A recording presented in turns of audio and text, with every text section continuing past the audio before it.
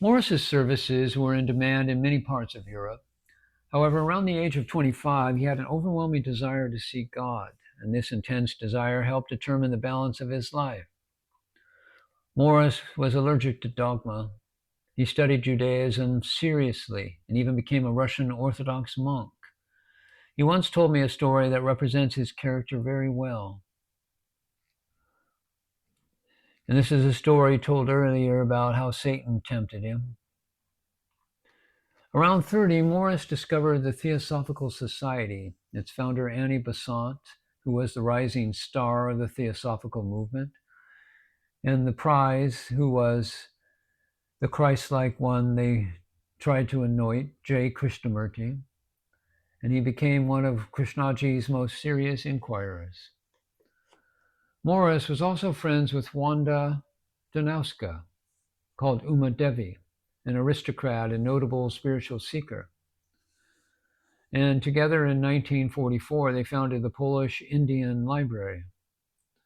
Uma Devi also founded the Polish branch of the Theosophical Society and also had a short visit with Ramana Maharshi.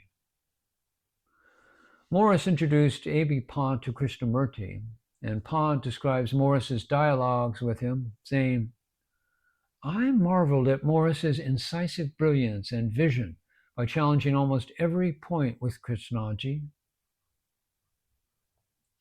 It was not the challenge of the arrogant or the confident pandit, which Krishnaji explained through his own immediate experience. In the duel between the two of them, there were no memory of the past or no conjecture about the future. Maurice immigrated to France to accept a job in an electrical factory and became a general manager.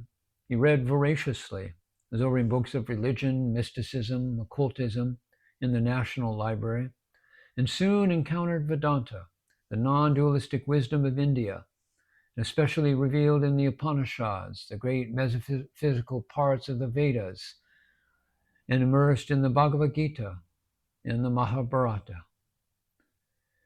Greatly attracting him were the books about Sri Ramana Maharshi.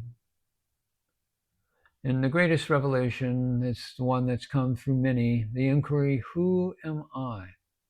A question that I think was answered in his last stay in India.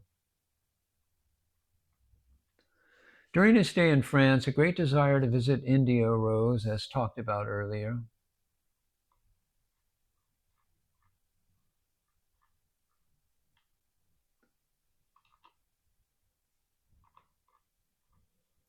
For 3 years, Maurice lived under the acacia tree fields in the Und. The daily temperature ranged from 48 degrees during the day to 6 degrees Celsius at night. He slept only with blankets and bamboo rugs.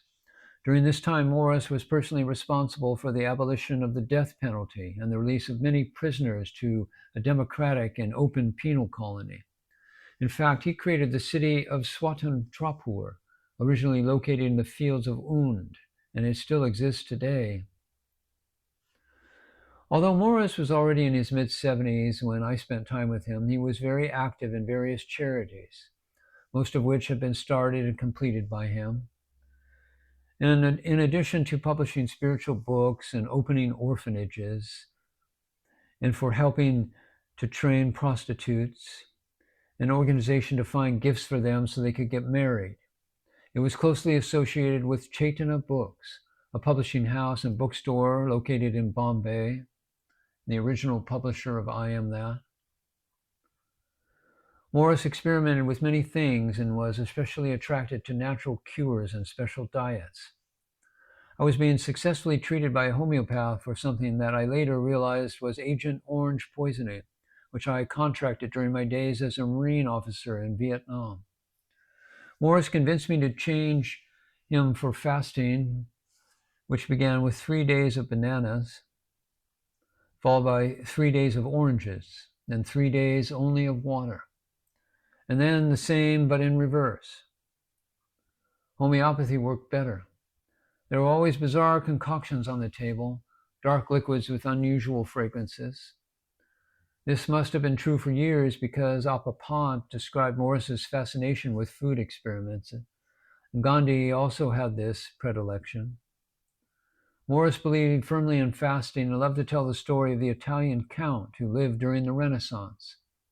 The count was a great sybarite who, because of his excessive indulgence, was very overweight. As a result of his weight problem, the count became ill to death. However, by simply cutting his food intake in half, the count successfully restored his health.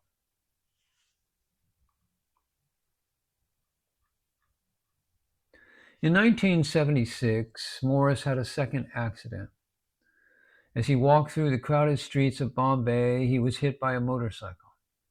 He was never completely recovered from this accident and later died in the apartment where he lived for many years with Miss Pettit, while Nisargadatta Maharaj, as noted, was at his side.